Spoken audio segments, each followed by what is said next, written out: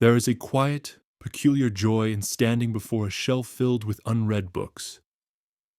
Each spine seems to whisper a promise of worlds waiting, wisdom stored, and identities yet to be lived. For some, these shelves are not mere decorations, but sacred altars to possibility. The person who collects books without reading them knows this feeling well. The thrill of discovery at the bookstore, the tender ritual of unwrapping a new volume, the satisfaction of adding it to an ever-growing archive of future selves. Yet, beneath that satisfaction lies something subtler. A flicker of guilt, perhaps, a small voice that says, "You haven't opened them." The stack grows, the pages remain unturned, and still the impulse persists. To acquire, to gather, to hold on to the promise of knowledge. Outsiders might call it wasteful or vain, but they misunderstand the psychology at play. This is not the behavior of someone indifferent to learning, but of someone deeply in love with it. So deeply that the act of owning knowledge becomes a form of participation in it. Collecting books without reading them is not a failure of discipline, but a confession of desire. It reveals the hunger to expand, to touch the infinite without the burden of completing it. The unread shelf becomes both mirror and map of the inner world. Each book a fragment of curiosity, an echo of a question, or a piece of a self that one day hopes to emerge. And in this silent habit, so often judged, so rarely understood, there is tenderness. It's a way of saying, I want to be more than I am. I want to remember that there is always more to know, more to feel, more to become. Psychologically, the phenomenon of collecting books without reading them sits at the intersection of aspiration, identity, and self-regulation. It is not a random habit, but a deeply symbolic act.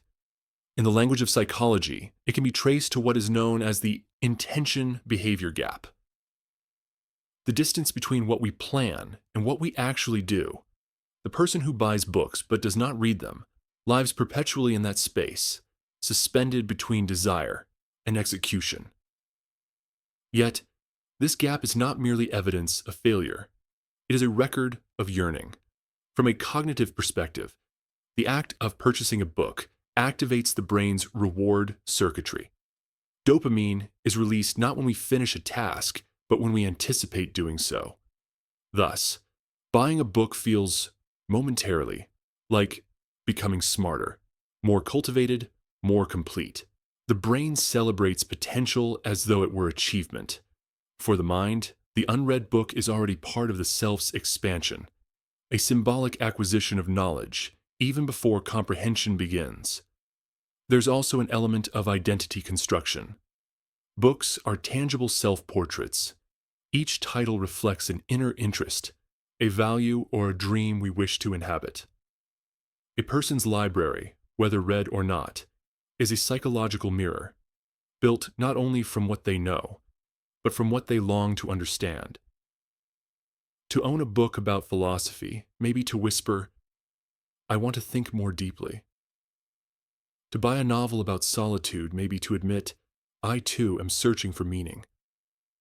Freud might have seen in this habit a form of sublimation, redirecting the raw instinct for self-expansion into a civilized intellectual gesture.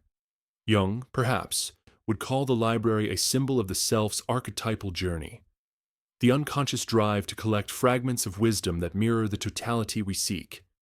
Even modern behavioral psychologists see in it the influence of symbolic consumption, where the object represents the self's ideal, and owning becomes a form of becoming. Thus, the unread library is not evidence of intellectual laziness, but of emotional ambition. It is the psyche's way of saying, I wish to grow, even if I cannot yet. The books we do not read are often the most honest because they reflect our purest curiosity, uncontaminated by comprehension or critique. They are the raw outlines of our inner longing for understanding. Here lies the paradox. The more one collects, the less one consumes. The library grows like ivy across the walls of one's life, lush and proud, yet untouched. Each new book promises to complete the self, Yet with every edition, the distance between intention and action widens. The collection becomes not a path toward enlightenment, but a fortress of deferred engagement. At first, it feels empowering, an expression of curiosity, a visible symbol of one's devotion to learning. But slowly, subtly, the pleasure of owning begins to replace the pleasure of understanding. The unread books form a silent congregation of witnesses, reminding us of everything we have yet to grasp. What once felt inspiring begins to press faintly on the conscience. In psychological terms, this paradox reveals the substitution of potential for process. The collector is enchanted by the idea of knowledge, not its labor. Reading demands humility, patience, and the surrender of fantasy. But collecting preserves control. It lets us hold wisdom without confronting the discomfort of not yet knowing. Each unopened book remains perfect, uncontaminated by misunderstanding or failure. There's also a social layer to this paradox. Books, arranged beautifully, project an aura of intellect and taste. They become a language of identity, signaling refinement to the outside world. But even this aesthetic devotion carries a price. The more the library serves as an external performance of thought, the further one drifts from the inner work of thinking itself. The collector of unread books does not lack intellect. They lack intimacy with the text, with their own mind, with the slowness of real comprehension. And in that disconnection, the shelf becomes a shrine to potential never realized, a museum of what could have been learned, felt, or transformed. The paradox deepens because the comfort is real. The library feels alive. It offers a sense of belonging among ideas, a home for the soul's restless yearning. But the price of that comfort is subtle. One begins to mistake proximity for participation, possession for understanding, promise for truth. And so the act of collecting, originally born from love, can quietly turn into avoidance, a tender, intelligent kind of escape.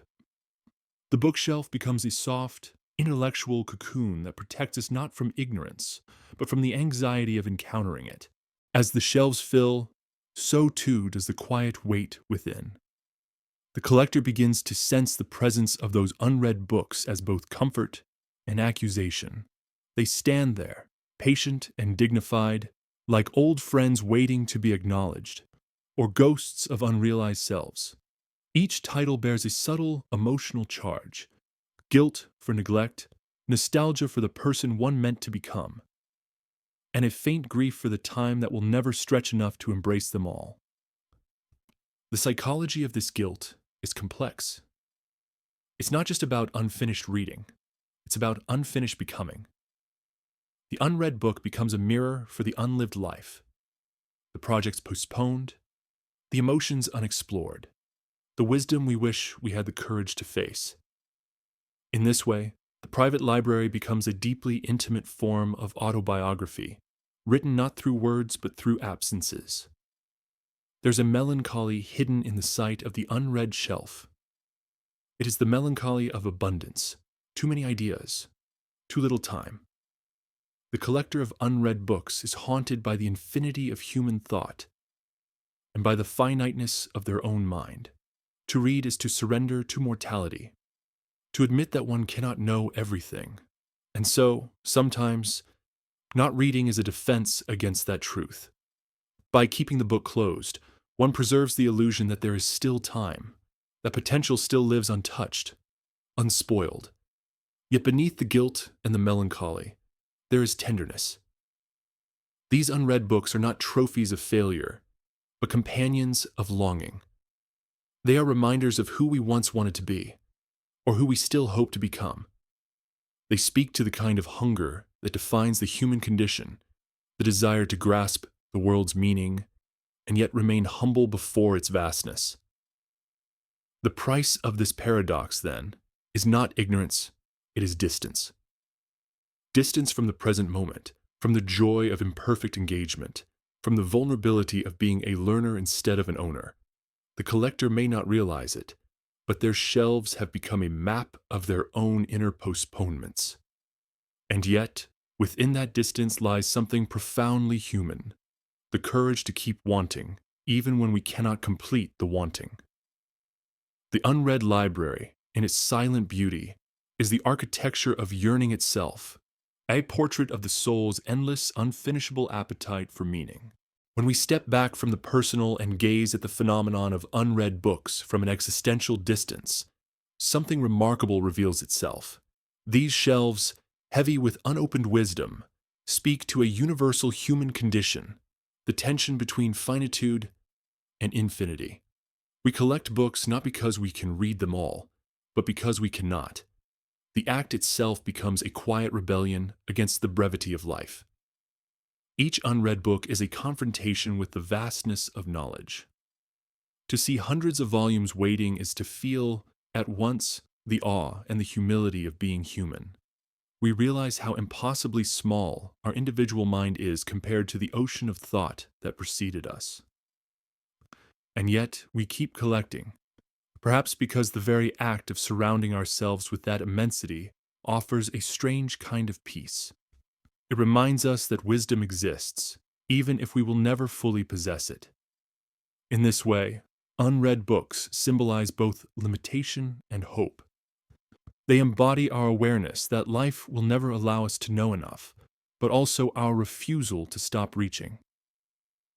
The collector's library becomes a philosophical landscape, a cathedral of human thought, where every unread page testifies not to failure, but to reverence. There is something profoundly spiritual about the humility of standing before unread books. They whisper that not knowing is not a flaw, but a condition of existence. Each unopened volume carries the silent message: you are finite, but the truth is not. And perhaps that realization, far from being discouraging, is liberating. It releases us from the illusion of mastery and invites us into a more sacred relationship with curiosity itself. To collect without consuming may then be an unconscious form of devotion. The collector is not hoarding objects, but surrounding themselves with symbols of the infinite, anchors for the soul's longing to belong to something greater than comprehension. The unread books are like prayers written in ink, waiting for a time that will never come, yet still offering grace in their mere presence. In this light, the unread shelf becomes a meditation on existence, a reminder that knowledge is not a destination but a horizon, always expanding, always just beyond reach. And in acknowledging that distance, we are, paradoxically, brought closer to truth. To collect books without reading them may not be avoidance at all. It might be reverence in disguise. There is a quiet sanctity in the act of keeping knowledge near, of honoring thought without the need to conquer it. In a world obsessed with consumption, where even wisdom is expected to be efficient, measurable, and useful, the unread library becomes a silent rebellion. It says, not everything valuable must be consumed. Some things are meant simply to be kept close. Those who collect without reading often understand something essential, that books are more than containers of information. They are vessels of presence, carrying the breath of human consciousness across time.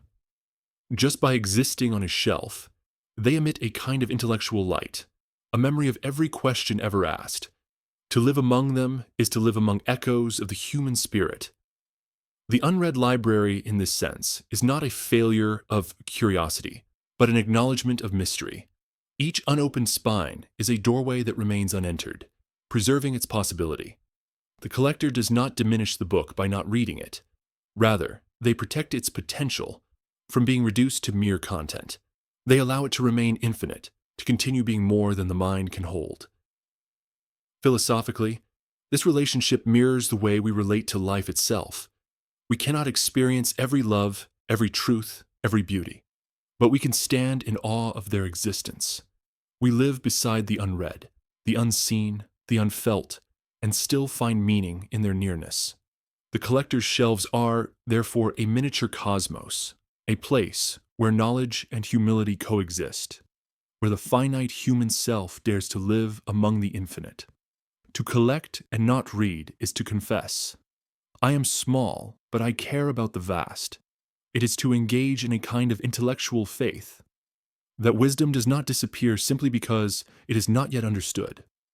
The unread books stand as companions to the unknown, teaching us that not all beauty must be possessed, and not all learning must be complete.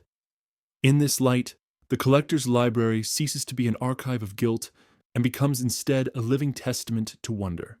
It is a quiet cathedral built of pages, where one kneels not to consume knowledge, but to honor its endlessness. And so, perhaps the solution is not to feel ashamed of the unread library, but to see it anew, to recognize it as an intimate expression of longing, not of lack.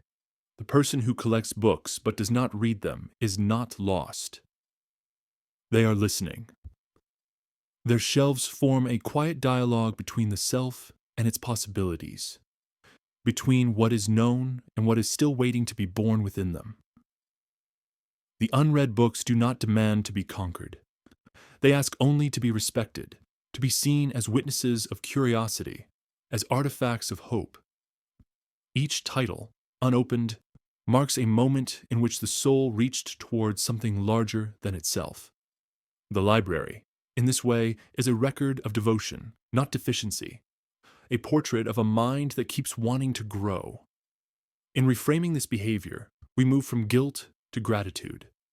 The collector's shelves become not a burden of unfinished tasks, but a landscape of reminders that learning is infinite, that desire for understanding is a noble flame, and that even when we cannot finish what we start, the act of reaching matters. To stand among unread books is to stand in the presence of our own evolving self. Let us then allow our unread books to live beside us without anxiety. Let them symbolize patience instead of pressure, reverence instead of regret. We do not need to read everything to live intelligently. We need only to live consciously, to remain aware of what calls to us, what humbles us, what continues to remind us that we are part of something vast. Perhaps in the end, this is what the unread book teaches, that the mind is not a vessel to be filled, but a sky to be widened. The goal is not to consume all knowledge, but to stay awake to its endless horizon. And if our shelves remain half unread, it is not a sign of failure. It is proof that our hunger for meaning is still alive, still reaching, still beautifully unfinished.